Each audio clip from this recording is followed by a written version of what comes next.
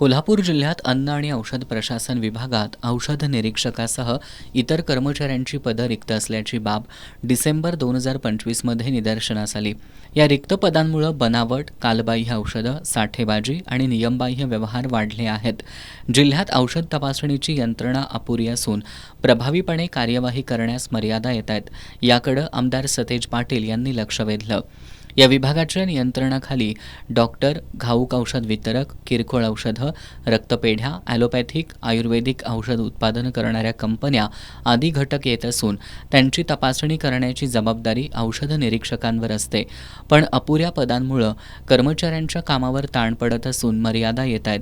त्यामुळे कोल्हापूर जिल्ह्यातील अन्न आणि औषध प्रशासन विभागात औषध निरीक्षकासह इतर कर्मचाऱ्यांची रिक्त पदं भरण्याबाबत शासनानं कोणती कार्यवाही केली असा प्रश्न आमदार सतेज पाटील विधान परिषदेत उपस्थित केला. यावर उत्तर देताना अन्न आणि औषध प्रशासन मंत्री नरहरी झिरवाळ यांनी कोल्हापूर जिल्ह्यात अन्न आणि औषध प्रशासन विभागातील औषध निरीक्षकाची 6 पदं, सहाय्यक आयुक्त हे 1 पद रिक्त आहे. पण या पदांचा अतिरिक्त कार्यभार अन्य अधिकाऱ्यांकडे सोपवला असल्याचं सांगितलं. तसंच औषध निरीक्षक गट ब संवर्गाच्या एकूण 109 पदांच्या भरतीसाठी महाराष्ट्र लोकसेवा आयोगामार्फत 19 जुलै 2025 रोजी जाहिरात प्रसिद्ध करण्यात आली आहे.